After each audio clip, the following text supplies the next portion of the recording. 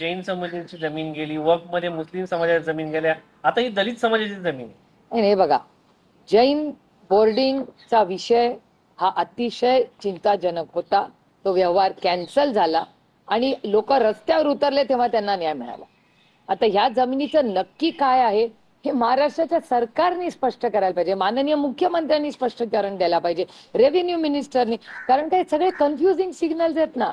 तुम्ही नाही का, तुम्ही बघा ना, तुम्ही ज्या स्टोरी जेव्हापासून ब्रेक झाली, जसं मी बोलते तसं मला ऐकायची पण ताकद ठेवली पाहिजे ना. कुटुंबातला असल्यामुळे तुम्ही त्याची पाठराखण करता. अर्थातच देर इज नथिंग. म्हणजे हे बघा, पार्थ असेल, रोहित असेल, जय, रेवती, विजय, युगेन आमच्या घरातलीच मुलं आहेत.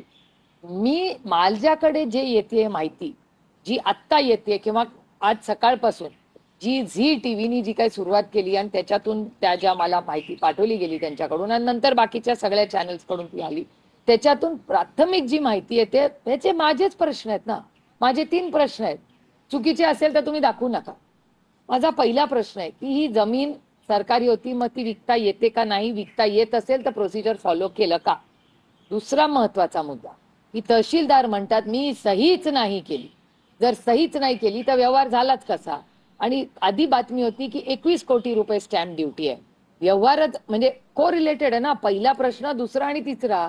जर विकताच येत नाही, तलाट्यांनी सहीच नाही केली तर स्टॅम्प ड्युटीचा प्रश्न येतो कुठे. आणि त्याच्यातून बोलणं झालंय काय हो अर्थातच. मी पार्थची सकाळीच बोलले, जेव्हा मला ही माहिती आली तेव्हा मी पहिला फोन आधी पार्थला केला की बाबा रे काय ही बातमी, मला समजून तरी सांग. त्याचं म्हणणं आहे आत्या मी काही चूक केलेले नाहीये आणि माझ्या वकिलांशी माझं बोलणं झालंय. तर जर वकिलांनी बोलणं झालंय तर ते वकील कदाचित सगळे कागदपत्र घेऊन तुम्हाला क्लॅरिफिकेशन देतील. राज्य सरकारच्या वतीने आता चौकशी समिती स्थापन करण्यात येत आहे. त्या चौकशी समितीच्या नावाखाली काय वाटतं की हे सगळं प्रकरण दाबण्याचा प्रयत्न आहे का?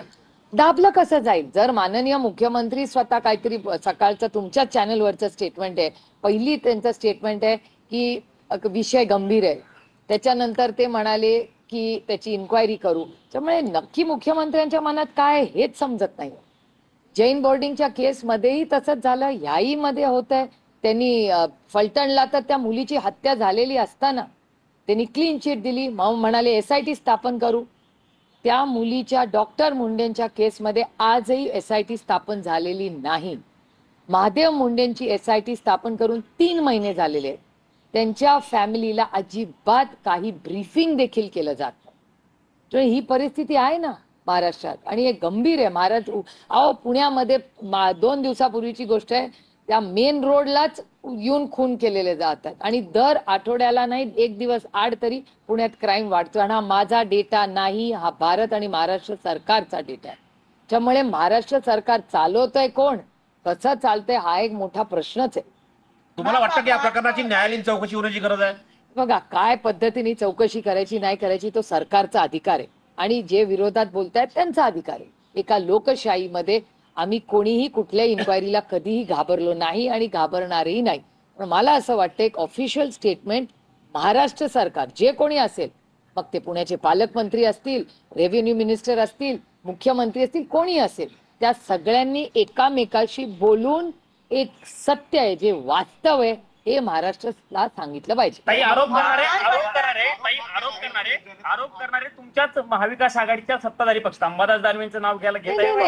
आरोप आम्ही नाही केलेला, स्टोरी आम्ही नाही ब्रेक केलेली.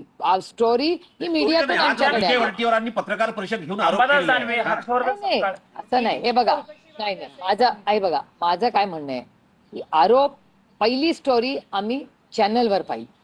चॅनलवर स्टोरी आल्यानंतर अर्थातच काही लोकांना वाटलंच असेल ना. मी पण तेच म्हणते, मी ते आमचे मित्रपक्ष म्हणतात त्याच्यापेक्षा वेगळं काहीच म्हणत नाहीये.